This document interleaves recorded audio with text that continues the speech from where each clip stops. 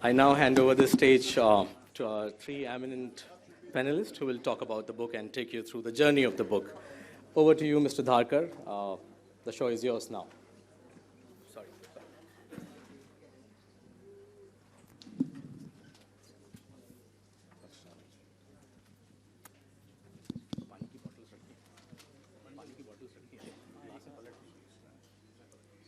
You're going to read?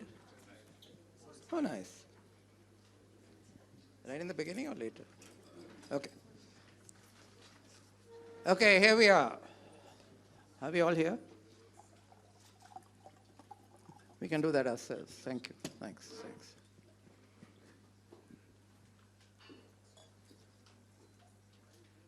Thank you. It's lovely to see a full house in spite of the weather. Mr. Bachchan has been on a tour of the city, which he didn't intend to, but he's here. As always, he never lets anyone down. Parikshit, let me start with you. Your father died in 1973. That's 46 years ago. 59. He was 59. He was 59, but it was 46 years ago that he died. My question is, why did it take you so long to write the book? Why didn't you do it earlier? So, I wouldn't have, even if I tried very hard, had it not been for a couple of people who started kicking me in the shins. One was an editor about 5-6 years ago in Delhi. Then there was a gentleman called Ali Peter John, who's sitting somewhere here. And a friend of mine from LA, a lady called Sayal, Hershey Sayal Gill. They just got onto my neck and caught me and said, "Chadi leke ke likho." And I had no way of getting out, sir. I had to write. But the strange thing is that once I started writing it, when I was given the advice by Ali, पहले खोपड़ी में पकाओ, So that was a very great revelation. The moment I started thinking about it, a flood of memories came back, and the laptop opened and it all came out in torrents. And the strange thing is that I wrote the first 2 chapters, and then the book wrote itself. I didn't know how it, not how it happened. Do you think someone was guiding you? I had the feeling, sir. I had strangely felt the presence of my father very strongly, and I felt I owed it to him to. I mean, people know him as a fine actor, but there are very few people like Brother Amitabh and his dad, who was very close to my father, who knew him more than as just an actor. So I thought it's high time people came to know about the other side of him as a father, as a brother, as a friend, as a husband. So that's what made me. I felt that I owed it to him, because now I'm getting on in years myself. It's high time I wanted my kids to know about him, because they were born after he passed away. But tell me, was it an experience that made you sad or happy, or because there are a lot of very touching moments and some very difficult portions in the book, which must have been quite cathartic to write, and were they difficult to write? Sir, I'd like to recite a poem by Shelley. We look before and after and pine for what is not. And our sincerest laughter with some pain is fraught. And our sweetest dreams are those that sing of saddest thought. So there was an element of elevation at times, and of course, an underlying sadness, which I feel all sons feel when they miss their parents, their fathers. So at certain moments, I became very emotional. And at other moments, I remembered the good moments when we were together in Gulmarg, for instance, where we joked around and fooled around in the Dal Lake, for instance. So there were happy moments, but there were a lot of sad moments. And many chapters, I couldn't help weeping, because, I brought back, I saw him in a light that I'd never seen in him before. Writing made you see him in that light? Well, I'm now a lot older than what he was when he died. I'm nearing my 80th year now. So, in those years, I didn't understand him. I was much younger. But now when the memories came back and I looked back and I realized it's very difficult to understand your parents in entirety, you see. And I realized that he was much greater than I had thought him to be. Many sides of him which were revealed to me. He always said a man and his performance should be like an iceberg. I feel the same way about Amitabh Bachan Sahab. It should be 1/3 above the water and 3/4 below. 2/3. 2/3 below, sorry. 1/3 above the water, 2/3 below. Because that's what doesn't show. But that's what gives weight and solidity to the iceberg. So I got a glimpse of that 2/3 below the water. And that shook me up. Wonderful. Amitabh, you've done a really nice foreword to the book. Are you going to read it? Oh, lovely. Please, yes.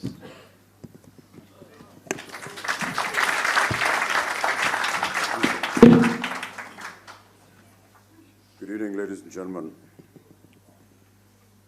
Never have the speakers that came before me been as subtle as they were regarding the word late. And I think I counted about 5 times when they mentioned late, and kind of gave me a side look and saying, "You're late, buddy." I just want to clarify this. I was told that the function was at the NCPA, and when I was touching Marine Drive, my office tells me, it's actually Taj Lands End, sir. So you can imagine turning around and coming here. about 15 minutes late is quite a miracle. Parikshit called one day and said, couldn't you write the foreword to this book that I'm writing on Balrajji, and I readily agreed. I thought I'd just read it out because anything else that I say today would not be able to go beyond what I've already expressed. Be like Balraj Sahni. He is in the film industry, yet out of it. So advised my father, soon after my first encounter with the film world on a private visit, seeking a job. Some of my experiences were disturbing. They troubled me and gave me reason to believe that maybe I was making a mistake in my choice. But no, father was right. Balraj was the epitome of my father's vision. When he looked at you with his endearing smile, extending his arms in embrace, and spoke, you felt it was your heart that spoke, not his. It was as though the air around him came from a different world, a world that embodied gentility, the goodness of nature, the resonance of divinity. And as I drive past his home in Johar, as I often do, I cannot but look at it in despair. Time and desolation have ravaged it and added to it what did not belong to its owner. Diverse conditions are the fatalities of life, and the house symbolizes this reality. But I believe that even though appearances may change, structures may decay, the purity of the heart endures, lives, and breathes. And as Parikshit sets about putting his pen to paper to narrate his father's life, I send my heartfelt best wishes and look upon him with gratitude, for he will narrate what he would needs to know about the celebrated and distinguished soul called Balraj Sahni. I profess to be an actor by profession, and some of my work-related observations guide us in our careers. When I saw Balrajji on the screen, it was not the character he was portraying I saw, but only the purity of his heart. The way he moved, the way he spoke, and the way he expressed himself were unique and straight from the heart. वो जब dialogue बोलते थे तो ऐसा लगता था कि यही सही है. Commented a person when I asked him what he thought about Balrajji as an actor. There was a refined smoothness about him in all his performances. If I could have, I would have run up to him on the screen, touched his feet, and embraced him. His cultured and literary background was evident, as I perceived during his meetings and reflective moments with my father. He always came across as one who lived life on his own terms, never derogatory about others and their beliefs, yet respectful to his own. There was a simplicity in his being, in entertaining you with a cup of tea in his home, inviting you to play a game of table tennis in the patio in his home, the gentle wave of his hand as he passed by you on his horse, ridden without any frills in Kashmir, quietly without accoutrements, climbing up to Gulmarg. I know, for I was a party to all.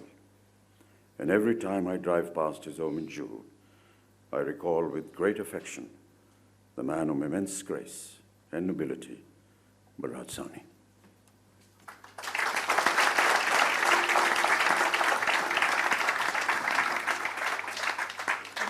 Thank you.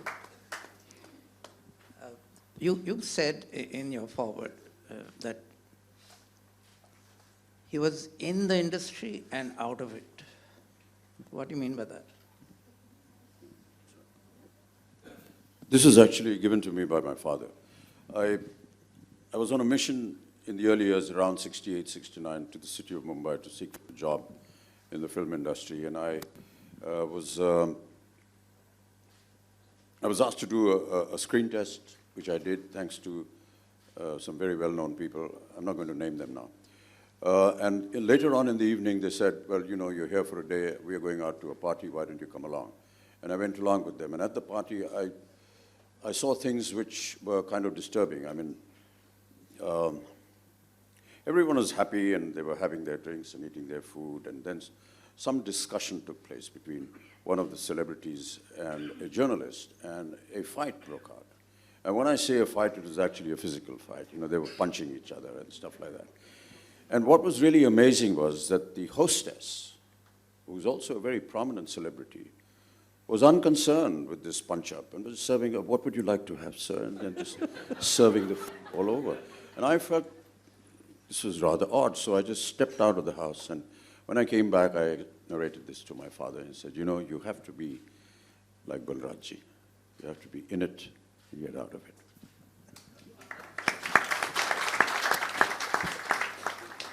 How would you describe Balraj Sahni's acting style? I just mentioned it. He was just, you never felt that he was performing. Yes. He was always so real, so simple. And as I said, when you ask somebody on the street, he said, "वो जब बोलते थे तो ऐसा लगता था कि यही सही है." That's a great compliment. Right.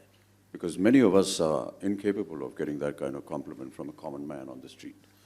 And when he thinks that this is what his performance was like, then you tend to believe it. By the way, Parikshit, this is a really well-written book, so you obviously inherited some of the writing ability from your father, who was a writer, apart from being an actor. And your uncle, Bishopji, Bishopji, Sahni, yeah. who was a full-time writer. Yeah, he was a full-time writer.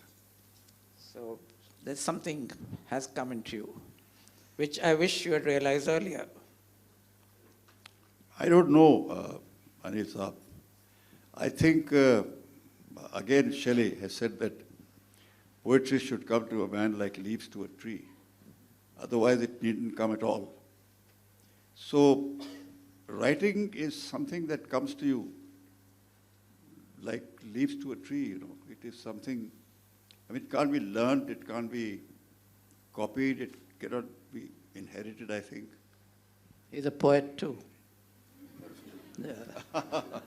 No, really, it's something, I don't know, I've been writing since I was in school, I've been writing since I was in college, I did literature in college. And I've been writing ever since, but nobody took it seriously. They said, "Ye to actor aadmi hai yaar. Kya likh ke le aa rahe ho?" I went to several papers and said, "Please publish this article or this little thing I've printed."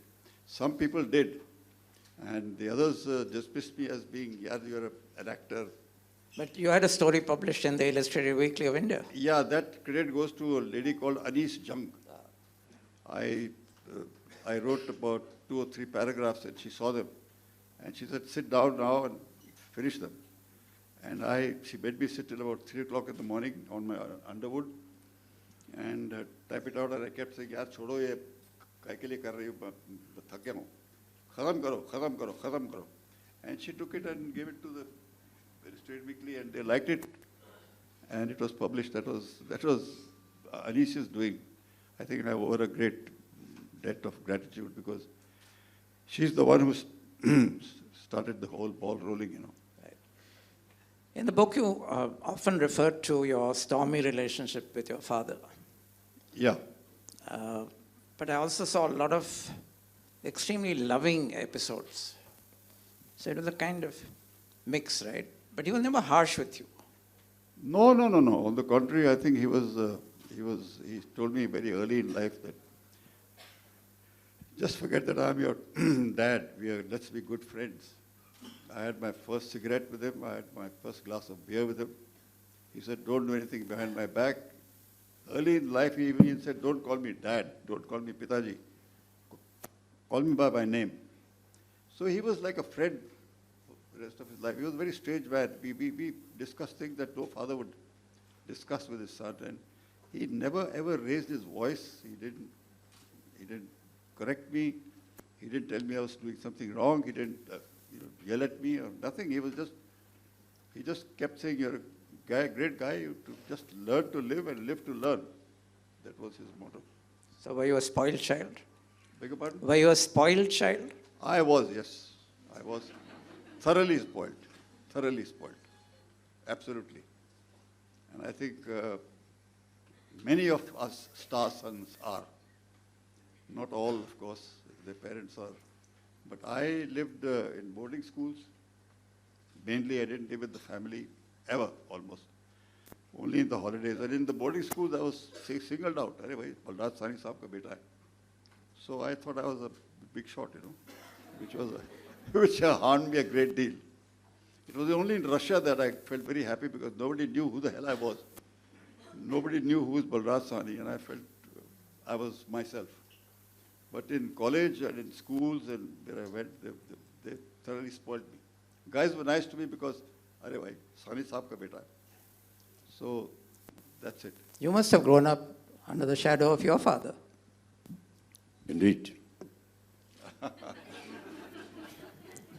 Well, that brief answer doesn't give me a lead into another question.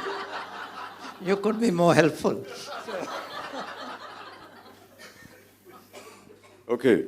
I'm going to narrate a story then. I've said this many times before in several other events, but because you've raised this issue, I think I'll talk about it. I'm referring to a poem my father wrote.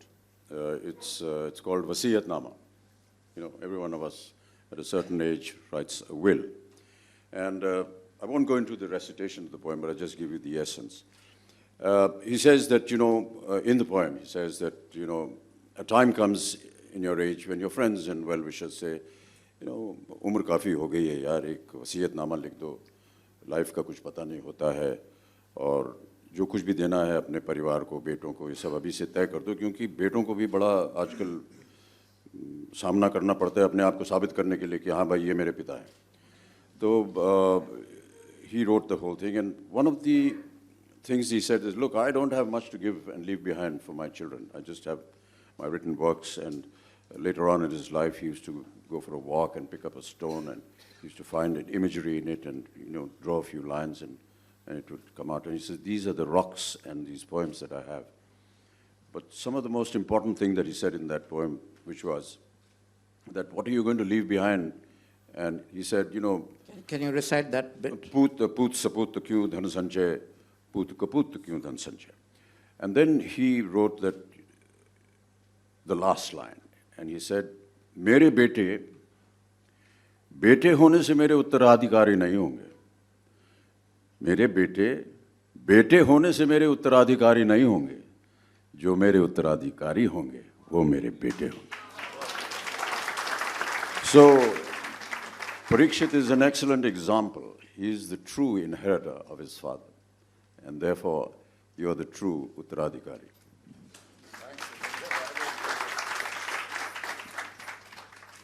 But there was one aspect of Balraj Sahni which I would never have suspected, which comes out in the book. And I'll give you both that incident. I actually wanted Parikshit to read it, but he says a bit long. So very briefly, Balraj Sahni was very fond of swimming. And he took, how old were you when he took you into the sea? I think about 10, maybe. Okay, so 10-year-old Parikshit goes with his father into the sea, and the sea is very rough, and Parikshit says, I'm scared, I don't want to go into this. He says, come on, and coaxes him into the water. And then they find themselves being dragged into the sea, deeper and deeper and deeper. The tide was going out. Yes, the tide was going out, and this little boy, and I think anyone would have been scared. I would have been screaming. And it goes on, and Balraj Sahni is absolutely calm, and he's saying, why are you worried? The tide is going in, it'll come back, and we'll come back with it. So don't fight it, just relax. You know how to swim, and the sea makes you float, so just stay there. And they went deeper and deeper into the sea. And then finally, they find a little boat coming to rescue them. And there's an Englishman paddling a kayak, and he comes near them. And Balraj Sahni says, go away, we don't want you. So Parikshit is saying, but Dad, we must get into that boat. Someone's come to save us. And he just refuses. And when he sees it's an Englishman, he says, "You Englishman, we don't want you here. You go." So, of course, the Englishman has some choice swear words for Indians and goes back. And these two stay in that water for 2 hours. And then the tide goes back, and there they are. That must have been traumatic for you. Yeah, I shivered. Mike. I thought that was the end of my life. I mean, I was petrified absolutely. And I thought Dad had finally gone mad because he started singing songs and he started floating and he started joking around. And I said, "Ye pata nahi kya ho gaya? Dad ko yahan mar rahe hain, yahan pe daddy." And then this Englishman, yeah, he came and said, "Come on, get into the boat," because a lot of people had collected on the seashore. We were about a mile out and they guessed that they're in trouble. So this Englishman came and I got hold of the boat immediately because I thought, God said, he said, "Chodo, just leave the boat." It was an order. I said, I think Dad is cracked up or something. Here is a guy who come to, sort of save us. And, but Dad told this fellow, he said, "This Englishman, we don't need you. We can look after ourselves. Please go back." And that fellow said a lot of things about Indians. "You crazy Indians, that you want to kill yourself and your son also." And yes, sure enough, we floated after that for a long while.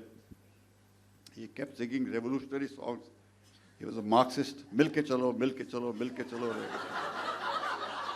"Arey bhai, mil ke chalo." All these sort of things. I said, "Yaar, kya mil ke chalo, yahan mar jayenge." And "Ye waqt ki awaaz hai, mil ke chalo," and all that jazz. But anyway, it was I can't tell you, if you only have to experience it, the tides during the monsoons are horrendous.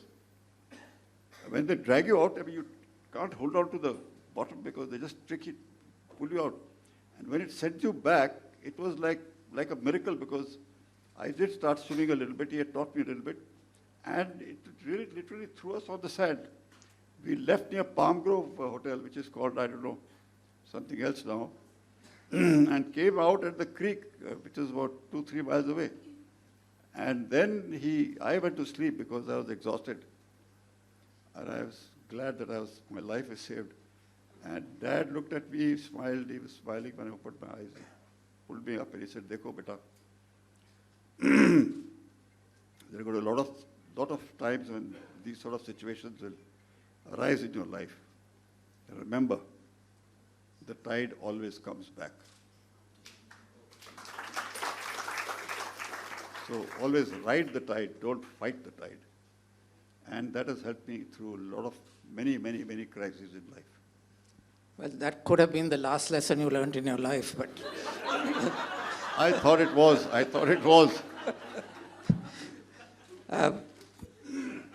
Balraj Sahni was a real Marxist, and he very deeply believed in the Marxist philosophy. Absolutely, completely, utterly. Yeah. And you were talking of him singing revolutionary songs. Mil ke chalo, mil ke chalo, mil ke chalo.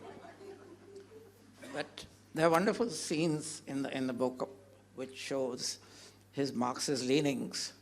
There's one of these high society parties where he comes wearing a dhoti and Lungi kurta, yeah, Punjabi style. And he doesn't like this kind of socializing with, this useless chatter and pretentious chatter. So he's constantly pulling everyone down. And then he finds a waiter who's also Punjabi. And he finds he's speaking a different kind of Punjabi from what he knows. So he gets a drink for the waiter. They sit on the floor and they have a long chat. Of course, the hostess is not very pleased. And anyway, the story goes on. I'll leave you to read it. There's also the story about shooting, where everyone has to wear jackets. Can you talk about that? You remember what I'm talking about? Sorry. You see, I was not trained as an actor. I did my college work. I went to the institute in Moscow to study film direction and writing and editing. And I don't know, I met Nehru there. There's a separate story. I'm writing about it for you. Send it to you for perusal. And he gave me a speech, and he said that, you know, India was, is your mother, you should go back and all that. So I came back to India full of feelings that one must serve one's motherland and all that, because the Russians really somewhere in those days, Soviet Union, they looked down on India and I didn't like it. So I said, I must be of service. How can I be of service? As an actor, what can I do? And I really became an actor because of Dad. People thought, yeah, आदमी तो ठीक लग रहा है, थोड़ा बहुत तो सीख लिया होगा बाप से, बना दो इसको एक्टर, ले लो फिल्म में. But I made a film, a banner, a production called Balraj Sahni Productions.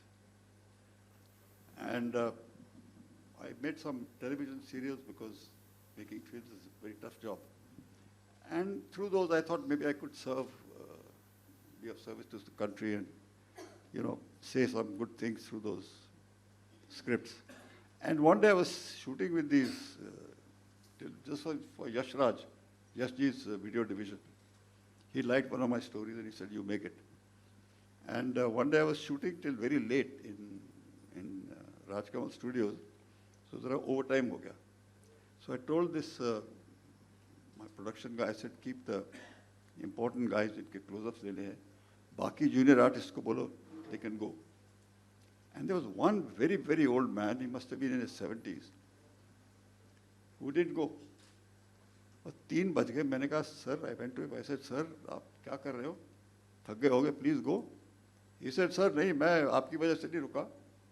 ये बलराज साहनी प्रोडक्शन है, इसके नाम की वजह से रुका हूँ. और वो इसलिए क्योंकि आप तो ब्रदर ब्रदर बोलते रहते हैं सबको. वो वाकई हमारे ब्रदर थे. I said, please explain. He said, देखो ऐसा था, हम लोग शूटिंग कर रहे थे. In those days there was no AC, and we had to wear jackets sometimes. That time there was no AC. Yeah, and after shots, the junior artists were supposed to stay back on the set and not take off their jackets. But the stars were supposed to take off their jackets and sit in front of the fans. But they noticed that Dad had not taken off his jacket. And the assistant came several times to tell him, Sari Saab, aap utar dijiye coat, garmi ho rahi hai, pasine aa rahe hain aapko. He ultimately didn't say anything for a couple of minutes, and then he said, देखो, अगर मुझे पसीने आ रहे हैं तो in junior artist के साथ क्या हो रहा है? इन्होंने सब ने कोट पहने हुए हैं. Sir, that is not allowed. इनको तो ऑर्डर है कि इनको पहन के रखने पड़ेंगे. देखो फिर हम भी पहन के रखेंगे. It is only when the director came and told these guys, okay, take off your jackets, that he took off his jacket. So that old man said, वो हमारे भाई थे. आप तो ऐसे ही बोलते रहते हैं.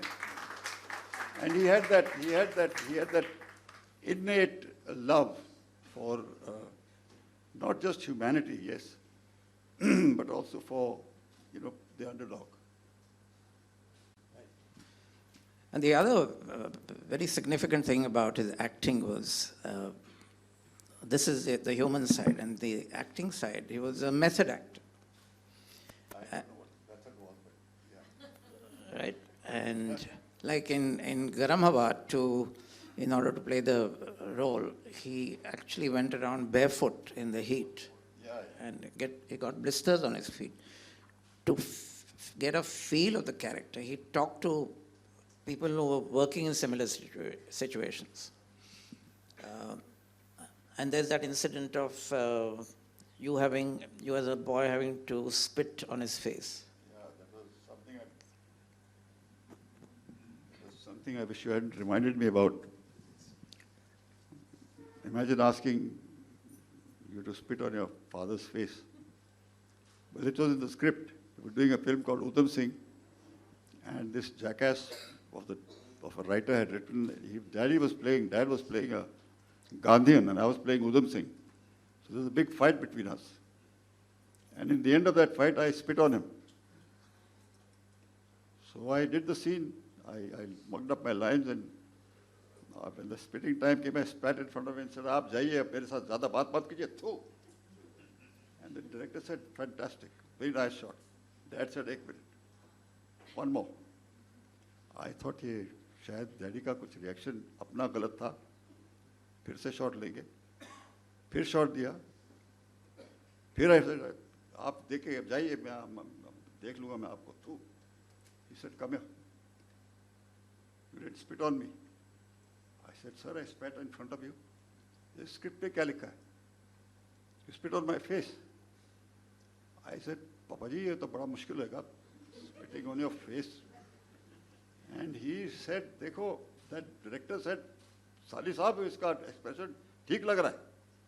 इधर करे, थूके, उधर थूके." आप डैडी ने कुछ 11-12, उस जमाने में there was no digital. The film was very expensive, you know. Film stock. 11 or 12 retakes were a lot of money down the drain for the director, the producer. And every time I'd spit, I said that I thought about cleverly that I'd spit on the left, a little on the right. Dad would say, "No, one more." Ultimately, I got the idea that I'll just make the noise. I won't really spit. Okay, देख लेंगे आपको, आप जाइए अपने रास्ते में, देख लूँगा आपको, थू. So he said, "एक मिनट इधर आ, मेरे मुंह तक कितने?" सर वो बोल दिया ना सर, इतने दूर लॉन्ग शॉट में क्या दिखाई देगा कि मुंह पे आपकी स्पिट लगी हुई कि नहीं. He said, "No, we have another one." The director, I remember, he almost became bald, poor fellow.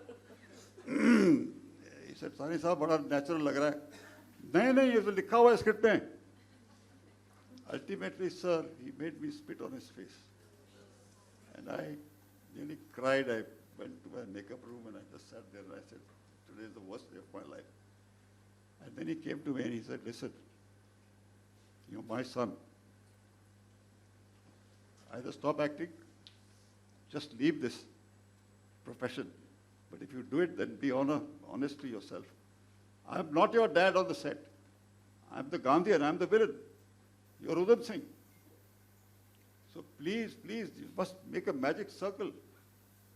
You must know who we are, where we are, with whom we are, why we are here, when we are here." And, but to be frank, I wish you hadn't reminded me of that, sir. I cringe when I think about it, even to this day. No, but I think it shows an insight into the way he acted and the way he respected the script and the director.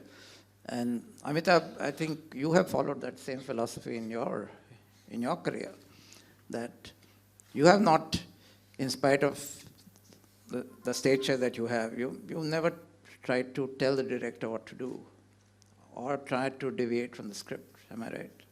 Yeah, I think that the essence of every film is what comes out of the writer's pen, and I think that needs to be respected. I also believe that he's the one who designs an entire film. He thinks of the characters, he thinks how they should dress, he decides how they will say their lines, he decides the location as to where it's going to be. And I'm sure that this is in conjunction with the director, but if he has gone through so much trouble to do that, I don't think I have any right, if I'm a professional and if I've agreed contractually to follow what the director is going to ask me to do, then I should follow the writer. That they are the most important people in every film. And I just do it out of my respect and regard for the writer. As Balraj was saying, you have the story. Once it's written, I do believe that that is final. If you have a difference, yes, you sit before going onto the set.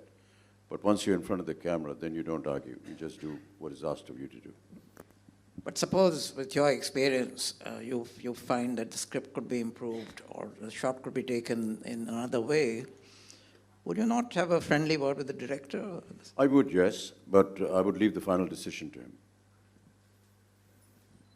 But you would never take over directing as some of our stars have done, surreptitiously.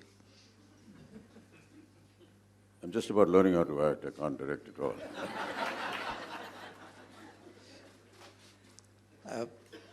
Do you believe in method acting? Yeah, I really don't know, Parikshit and me are on the same plane. I really don't know what method acting is, but I Well, hear that a you lot of people actually- saying that, you- and I you- hear a lot of people reading books about it. And I have to admit that in one of my sequences, I did try it as a result of an influence after reading these books. And it was fatal. I mean, I was to come exhausted. I don't know if any of you have seen one of my films called Diwar. There's a fight sequence in the garage, and after the fight is over, he comes out exhausted and walks to a tap, and he cools himself down.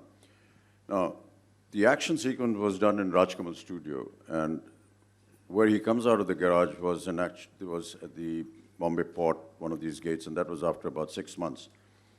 So in order to recreate that kind of look and atmosphere and exhaustion, I thought, I needed to prepare myself. So there were about 8, blocks of these, I don't know what you call them, where they store all this stuff. And it's about a mile down the road. So I kept running up and down, and by the time he said action, I actually collapsed because I couldn't stand up even. So that's as far as, method acting is good. And then I read about this famous incident between Laurence Olivier and Dustin Hoffman. Dustin Hoffman. Where he did something similar. And when he was exhausted, Laurence Olivier said, buddy, why don't you try acting instead of, running up and down? So everyone has their different interpretation, Parikshit. I can't understand. I believe that Sir John Gielgud has very correctly said, Sir John Gielgud, great actor. He has said there is no such thing as a method.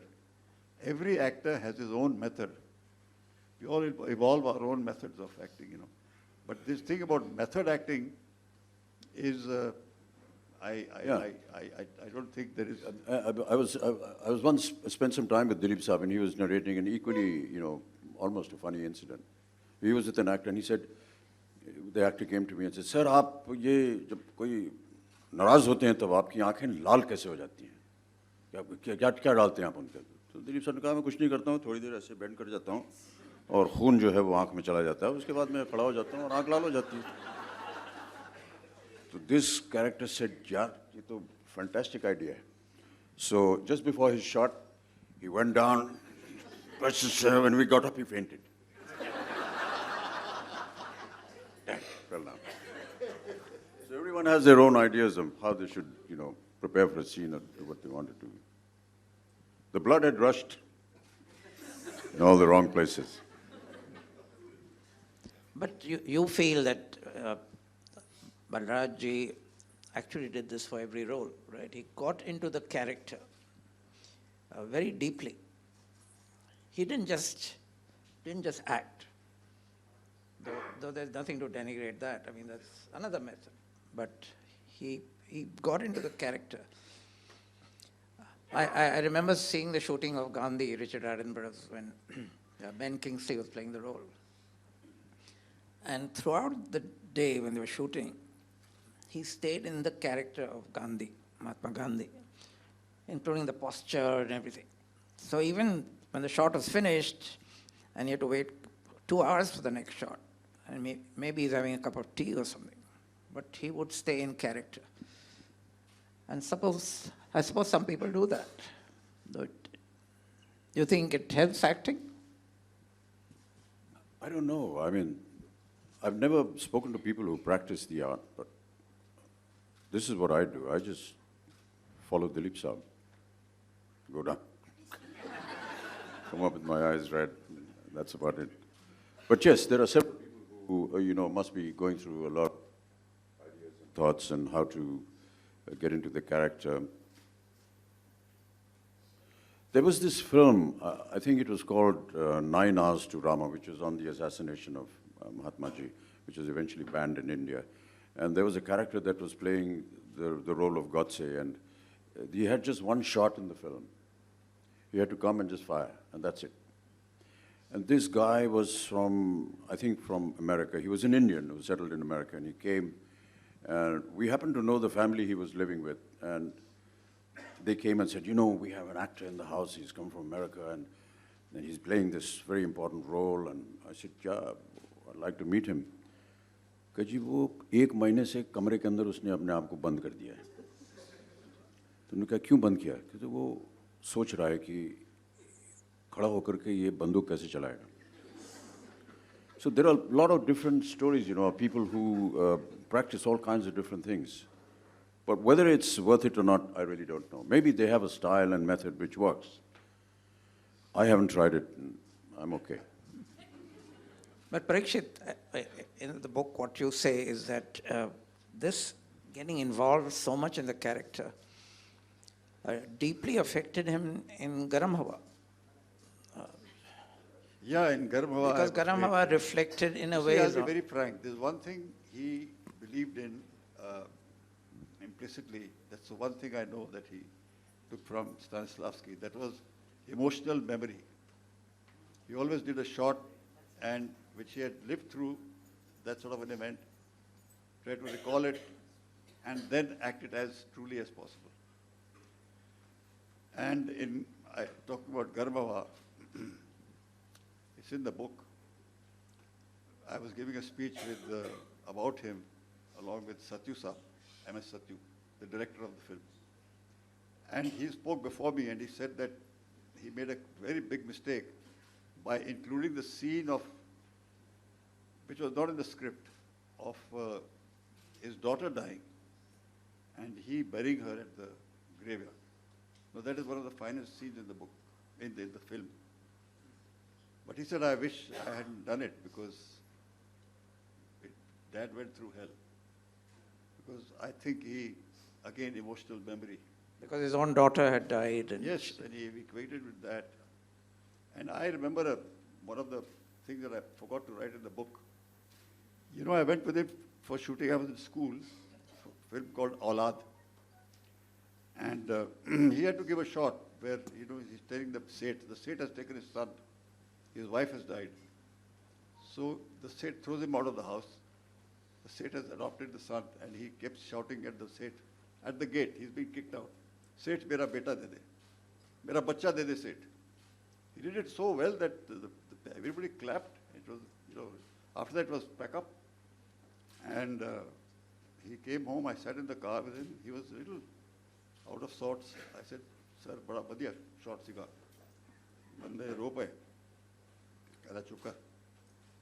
Then we reached home. He stopped the car at the gate and he said, wait a minute. We got to go back. I said, sir, it's pack up. It's wrap. And he said, no. He rang up, I think, both Sehgal Saab, it was the director. He said, get the set opened, I have to do that shot again. But Sehgal Saab thought that he was crazy because by that time the studios were locked at that time and guys had gone home and started drinking and all that. But Dad got that thing opened. And he gave the shot again. But this time, there was no crying. There was stunned silence, absolutely. And I think that film ran because of that one shot. No, but what was the difference? The difference was when he came back, I said, Paji, ki load ki si? Sare ne takleef deti, tusi phir se lighting ki hui. He said, yaar, I just remembered what I felt when your mother died. But when I gave that shot, I gave it mechanically. I wanted to get into the same feelings that I had when your mother died. Therefore, I had to go back and I had to be true. He said, don't act. He used to tell me, believe. Acting is not acting. Acting is believing. So I think he exercised this thing about, you know, emotional memory a lot and always went back. And that, by the way, shot in Garam Hawa, it killed him. And MS Satyu said that. He said, I wish I had not put that shot in. But he took it to heart in everything that he did. He took it to heart. He's a very sensitive man. So that was his method. Can you read a passage from the book? Sir, he's read the best chapter in the book. Happens to be the one that Amitabh has written, by the way. You can't read the same one. That's the foreword. And he's written it, so there's no need for me to read anything else.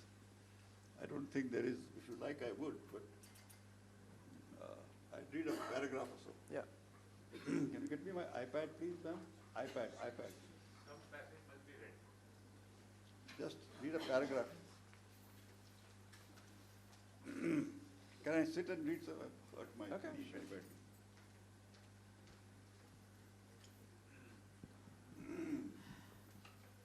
This is a chapter being read out for the sake of my unit. Sir, he's from your school, Sherwood School, and he was with me in the. You're from Sherwood? What house?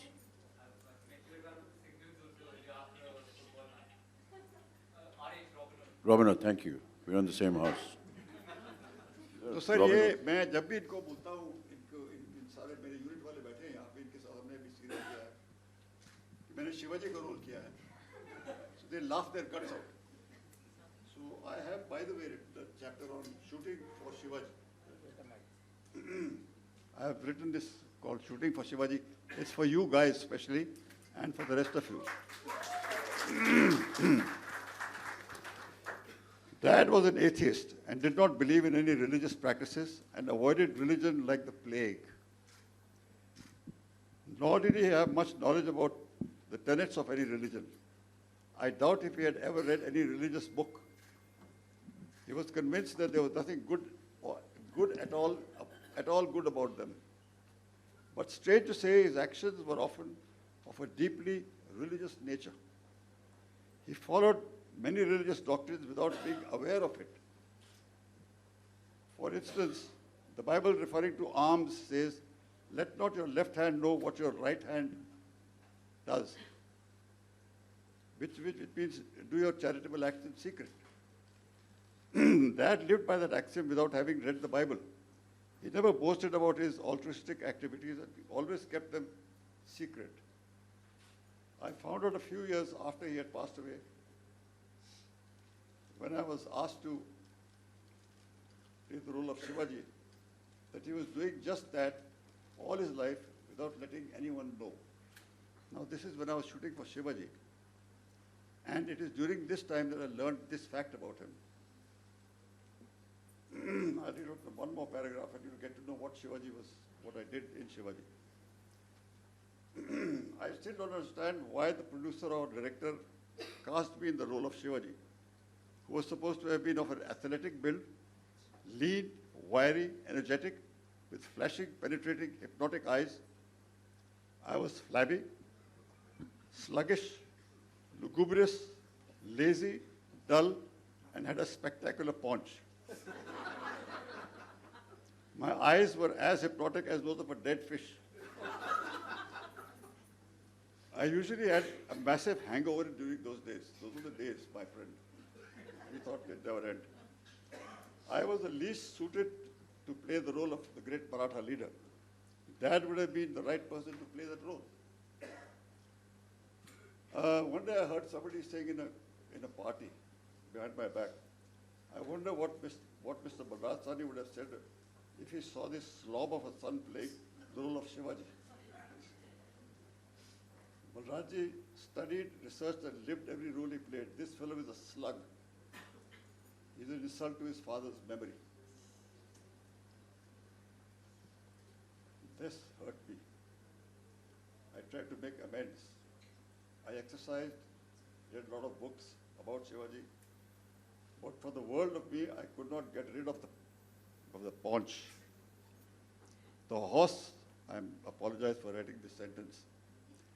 The horse I rode during the shooting usually let out a startled groan and a huge fart every time I mounted him. I'm sorry about this. I tried belts and cummerbunds around my waist. I tried jogging and calisthenics, but to no avail. I still look like a miniature sumo wrestler. Now I would like to read the entire chapter, just bore you. I read the end. You see, Amol Palekar, our friend, had looked at me when I said I'm playing Shivaji and said, Deb, how? Be careful. If you make one small mistake, you'll be lynched publicly by the Marathas.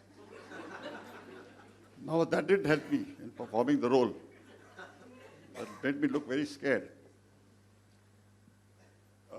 And during this shooting, of course, many things happened, which I don't want to read out.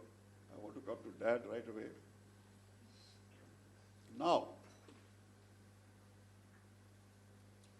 one day we were shooting in the countryside close to a small village near a small town in the sugarcane belt, when a bus loaded with some toughies arrived and made straight for me. The unit members were alarmed and fearing the worst fled. Everybody, they left me alone. The toughies walked up to me menacingly and without a word dragged me, this is true, brother, dragged me to one of the buses in which they had come. They shoved me in the front seat. The bus immediately lurched forward and gathered speed. I was sure my time had come. I fingered my sword. It was a blunt and harmless film prop, and decided to put up a brave fight anyway and take as many of the toughies with me to Kingdom Come as I could. I tried to make conversation with the huge muscular fellow sitting next to me, but he stared at me in silence. I prepared myself for a quick and violent end. A surprise awaited me when we arrived at the destination. A spacious but scraggy garden just outside a small village. A makeshift stage had been set up at one end of it. Before the stage squatted a few hundred villagers. So this will be a public execution, I thought. On the stage sat some local dignitaries. I was hurriedly escorted up the stage and unceremoniously plonked in one of the chairs. By now, my courage had abandoned me. I was baffled by what was happening. There was no chance of running anyway because I was flanked by two hefty, tough guys. A gentleman got up and addressed the crowd.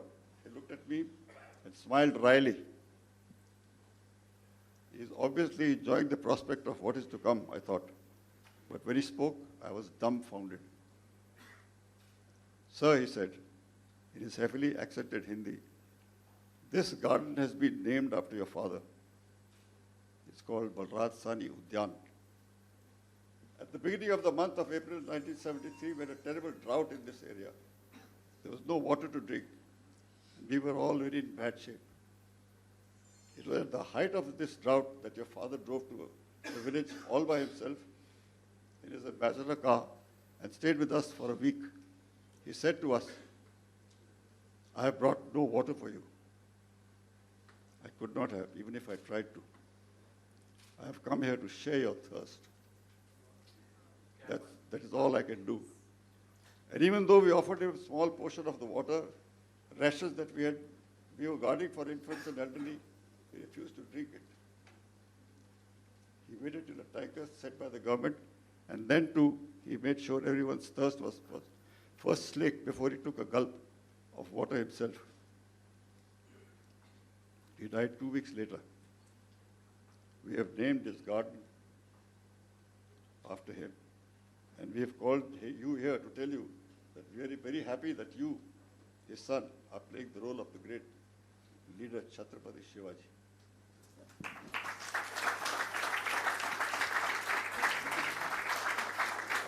It was then that something happened that was very un-Shivaji-like.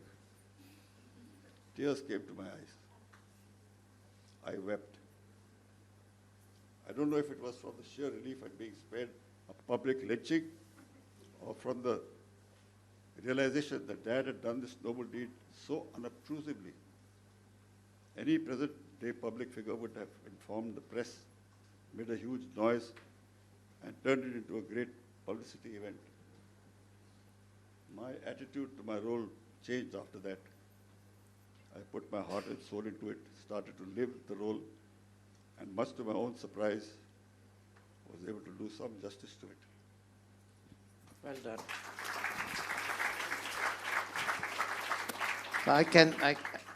This shows that Balraj Sahni was in the industry and out of it also. So, clear. Do we have time for a Q&A? Just 2 or 3 questions. Okay, now we want brief questions, no statements, no speeches. Anyone?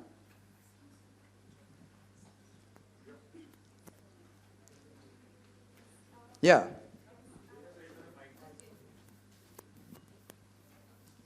Hello, I would like to express my happiness and joy to be here with Mr. Bachchan and Mrs. Bachchan. I'm Piyu Sarkar, a scriptwriter, actress. I have a question that goes that it's a very meaningful message that's coming with the book, The Non-Conformist. And what is that thing that was always there in yourself, in your spiritual level, in your realism, that you wanted to express from your childhood, and that as an author, you feel that today you have been able to? I guess that is the true spiritual endeavor of all authors. If you can please enlighten us with something like that. I really didn't get the question, ma'am. Okay. Briefly, Yes, just tell me what you're trying to say. Yeah. I can't see you in any case. Okay, can you see me now? Yeah. Yes, hi. My question to you is, like, as an author, like, in your deep senses, all of the authors, they want to express themselves, their spiritual sense, and they feel very content after they do it.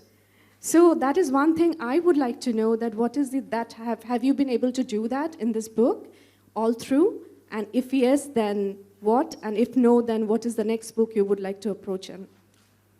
Well, ma'am, this book was like a redemption. Because, to be very frank, I have this very guilty conscience of not being a very good son. And as I grew older, I realized what a great dad he was. True. And I had to get it off my chest. That's the general idea when one writes. It's a kind of a catharsis. Mm-hmm. Catharsis, exactly. That's kind of a catharsis. It's kind of a redemption. Mm-hmm. And it was to find peace within my soul. Mm-hmm. Now, this thing I read about Shivaji Mm-hmm. is not fiction, it's a fact. It's a fact, true, true. It shows what sort of a guy I was. Mm-hmm. I mean, getting a paunch and hogging away to glory when I was playing that role, Mm-hmm. compared to him. So this is a kind of a redemption for me. Depths, yes, yes, yes. Come to peace with myself. Yes, exactly. And that's really inspiring Okay, for me. that's one question. Now we Yes. go to the next one. Yes. I actually disagree with what Parikshit just said, because it goes contrary to what I said earlier on. मेरे बेटे होने से मेरे उत्तराधिकारी नहीं Very होंगे, kind of you, brother. जो मेरे उत्तराधिकारी होंगे Very kind of मेरे you, बेटे but होंगे। I have आपने ये किताब लिख करके पूरा कर दिया उनका काम, और आपने सही मानों में एक बेटी की तरह, because there are many things we would never have known, and that's why I feel that you are a true son of your father. So Amitabh, can we expect a book from you? No, I would do a great injustice to the writing profession if I wrote one. I beg to differ. Yeah, brother, we should keep differing with each other. I read his blogs every day, and I suggest that all of you do that. He writes them after midnight, sometimes at 1 o'clock, sometimes at 2 o'clock, but they're all, each one of the blogs I read is like a piece of literature. No, that I can't even say that he's drunk because he's left drinking, but this is not correct, and please don't go there, for Christ's sake. Okay, I'll add my 2 bits. Amitabh very kindly launched a book I'd written, and the speech he gave he spoke for about 45 minutes. It was so brilliant that the editor of the Times of India rang me up and said, can we print the whole speech, which the Times of India did. So your modesty is unbecoming. Okay, since no one is asking a question, I will ask. Oh, okay. I think Can someone get a I'll mic go there? ahead. You don't need a mic, you can just just scream. Yeah, My question is for Mr. Bachchan. Which performance of Mr. Sahni did you like the best and why? You know, there's such a vast repertoire that it's very difficult to name one. But Do Bigha Zameen, Kabuli Wala, Waqt, and an incredible performance in Garam Hawa. I thought that was the absolute ultimate performance that he gave. Mr. Sahni, my question is for you. Here, the other side, here. So my question to you is, do you have a particular writing style? A lot of authors write in the morning, write at a certain time, on a certain software. Was it like that for you? While the book might be cathartic, but in the process, what was the process like for you as a writer? What was the Process like of for writing. you? No, I think he mentioned it, that it just came to him. Right? He did talk about that. Yeah. You're talking about the discipline of writing? Yes. Well, there are many theories about that. There are some guys who get up first thing in the morning and write for a certain amount. Some guys have these 900 to 1,000 words, but there's no real discipline. Everybody has his own way of doing it. Steinbeck used to start writing at 10 o'clock in the morning. This lady, her name is Julia Cameron, very good writer. Recently read one of her books. She writes all the time. I mean, if she goes to a cafe, she writes. Afternoon, she writes. So I think there's no... I tried to feel that I'm a writer by getting up early and writing, but that was play acting, actually. I wrote at all hours when it came to me. And usually when somebody like Ali Peter John or Harshi Syal or our friend Millie used the stick on my back. Likho. That's what I wrote. How long you took to write this book, sir? For how many months, actually? I think it took us 1 year to write it and then 1 year to get it out, published. Yeah, I would like to say something. My name is, here, sir, Nasir bol raha hu. Brother. I don't know how many of you over here know that, good evening, sir, that I am one of the very few fortunate people that my mother also got to act with Balraj Sahni Sahab in Do Bigha Zameen. She had played his Rakhi sister, and my father has done about 8 to 10 films with Balraj Sahni Sahab. And it was Balraj Sahni Sahab who took my dad to Navketan Films and said कि वो आदमी है गुरुदत्त, वो director है, उसको पटाओगे तो काम मिलेगा. And that is how, from a bus conductor, he became Johnny Walker. So I am here because of him. And my privilege to work with Parkishat, sir. Wonderful. So I think that's a very, very nice note on which to end this evening. Thank you, Parikshit, for being here and for writing this really, really wonderful tribute to your father. Can I just... And let me also thank Amitabh Bachan, whose presence has elevated this evening. Anil, just 1 minute. Can I just narrate a story that we shared together? I mean, it wasn't meant to be shared together, but we did it, if you don't mind. Please, please. When you were talking about what you felt when these hefties came and took you off, and you were, stuck between this, and you didn't know what was going to happen, and you were scared. I'm reminded of, you don't have to write those expressions, because I've seen those expressions on you. Parikshit and me and several others were working in a film called Desh Premi, and it was in a slum area which was erected, and there were many, huge stars, Shami Kapoor, Prem Nath, Sharmila Tagore, everyone. And every time the scene would be over, we would all sit under one temporary roof and we used to sit and chat. And, sorry brother, this is confidential. Manmohan Desai was the director of the film, and a few of us, junior assistants, decided that we need to, get brother out of. He was always very sort of serious, sitting around in one corner, and hardly communicate with anyone. And we thought that, he's come from Russia, he's learned this method acting, so probably he's into that zone. So we needed to get him out of that. So we devised something, and there was a junior artist who was a fantastic actor. So he started acting drunk on set. And I'll have to enact this a bit. So he would come very close to where this group of actors of us used to be sitting, and he used to come holding on to the table, and he would look at brother. And brother would look at him and say, yeah, fine. Then he would,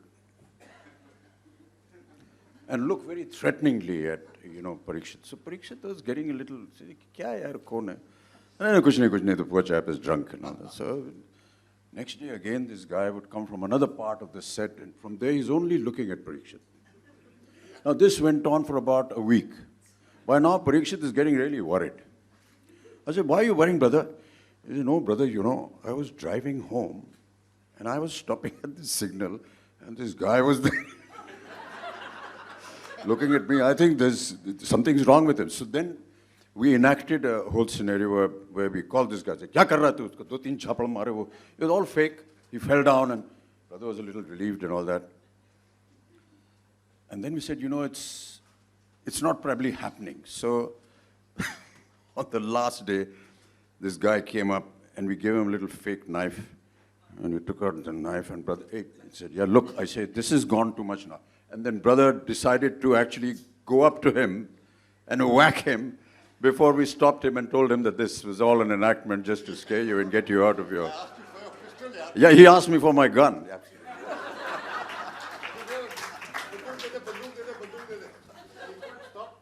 said, man, banduk mara, meri jaan khatre mein. He was laughing, yeah.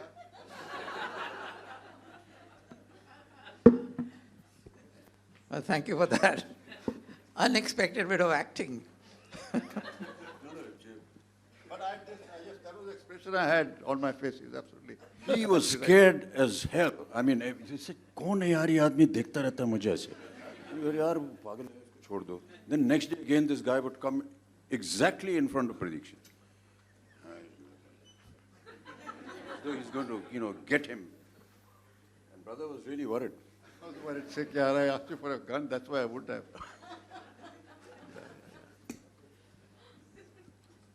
So I can understand your expression when you were being whisked away to this place.